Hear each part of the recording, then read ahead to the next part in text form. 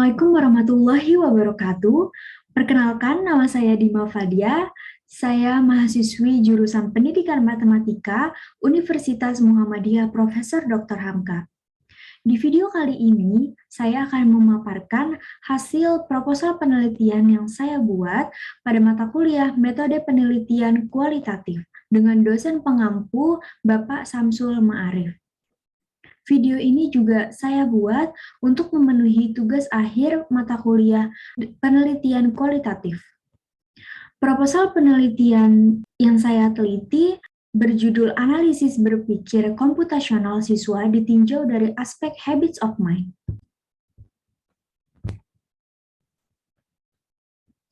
Bab 1 Pendahuluan. Latar belakang. Pada zaman sekarang, kemampuan berpikir komputasional adalah kemampuan berpikir yang lebih banyak dibutuhkan oleh orang-orang pada abad 21 ini. Berpikir komputasional merupakan kemampuan untuk melatih proses mental para siswa dalam memecahkan masalah dalam permasalahan matematika maupun dalam masalah yang lebih luas cakupannya. Berpikir komputasional merupakan keterampilan kognitif yang memungkinkan pendidik untuk mengidentifikasi pola, memecahkan masalah yang kompleks menjadi langkah-langkah kecil, mengatur dan membuat serangkaian langkah untuk memberikan solusi dan membangun representasi data melalui simulasi. Tidak mengherankan bahwa memiliki kemampuan berpikir komputasional adalah sebuah keharusan atau kewajiban bagi seluruh siswa yang hidup pada abad ke-21. Bukan hanya siswa, tapi seluruh manusia yang hidup pada abad 1 ini. Selanjutnya, habits of mind terdiri dari dua kata, yaitu habits and mind, yang diartikan secara bahasa yaitu kebiasaan dan pikiran atau berpikir. Atau bisa kita sebut habits of mind adalah kebiasaan berpikir. Habits of mind dapat diartikan sebagai kebiasaan berpikir atau kecenderungan berperilaku secara cerdas atau membentuk pola perilaku cerdas tertentu yang dapat mendorong kesuksesannya dalam menyelesaikan permasalahan yang tidak dengan segera diketahui solusinya. Rumusan masalah penelitian ini yaitu bagaimana analisis kemampuan berpikir komputasional siswa ditinjau dari aspek habits of mind. Tujuan penelitian ini yaitu berdasarkan perumusan masalah yang telah dikemukakan pada slide sebelumnya, maka tujuan dari penelitian ini adalah untuk menganalisa berpikir komputasional siswa yang ditinjau dari aspek habits of mind.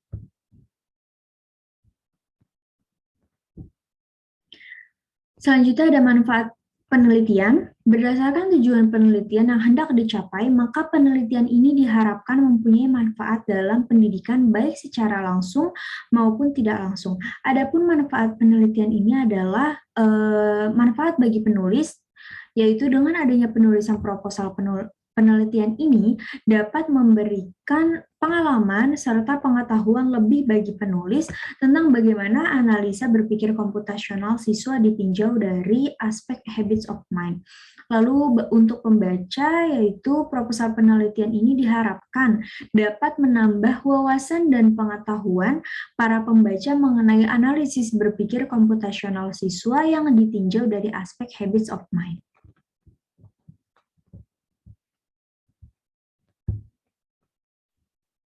Selanjutnya, bab 2 ada kajian teori.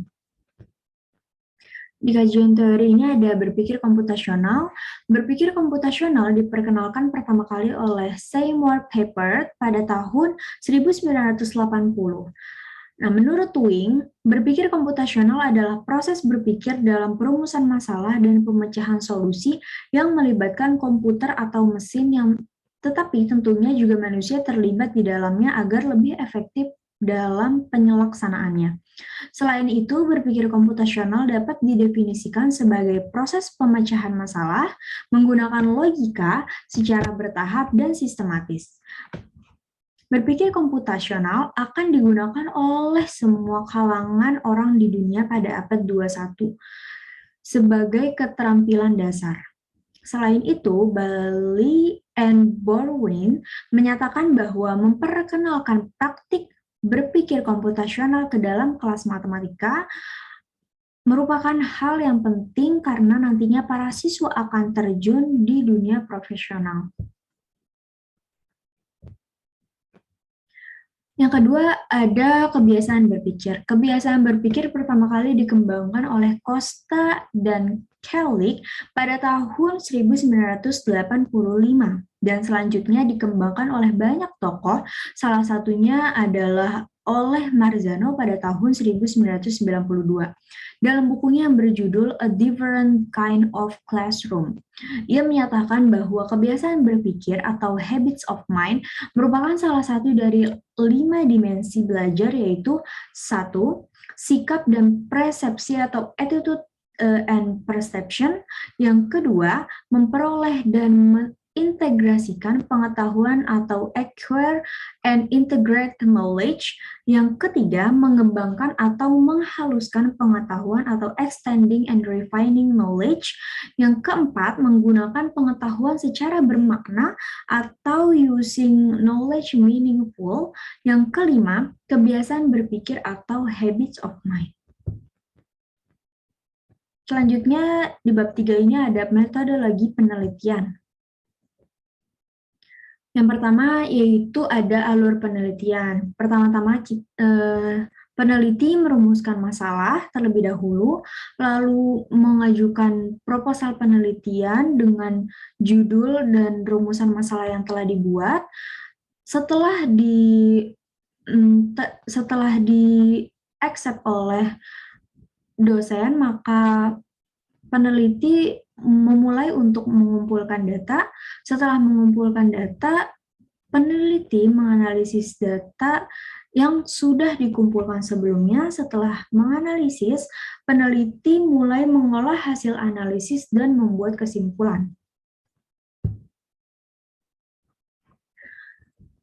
Waktu dan tempat penelitian pada penelitian ini yaitu dilakukan di SMAN 60 Jakarta, dan waktu penelitiannya dilaksanakan pada bulan Januari hingga Maret 2022. Nah, jenis penelitian ini menggunakan metode kualitatif dengan pendekatan studi kasus. Lalu subjek penelitian adalah siswa kelas 10 SMAN 60 Jakarta dengan jumlah 30 siswa yang terdiri dari laki-laki sebanyak 14 dan perempuan sebanyak 16 siswa. Selanjutnya pada bab 3 ada data dan sumber data.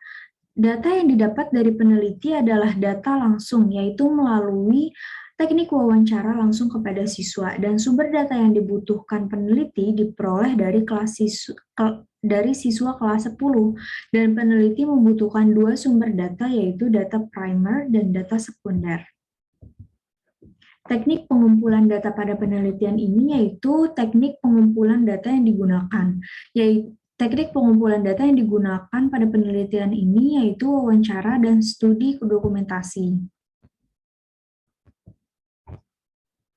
Selanjutnya, teknik analisis data yang digunakan dalam penelitian ini yaitu pengumpulan data, reduksi data, display data, dan kesimpulan.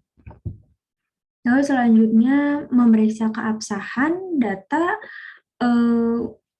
dilakukan dengan teknik triangulasi, di mana triangulasi adalah usaha mengecek kebenaran data, dan triangulasi yang dipilih dalam penelitian ini yaitu triangulasi menggunakan beberapa sumber dan triangulasi menggunakan metode.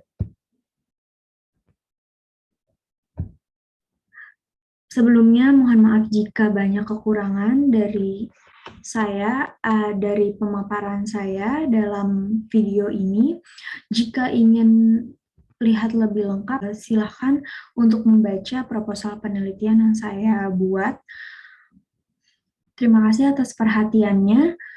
Mohon maaf sebanyak-banyaknya. Wassalamualaikum warahmatullahi wabarakatuh.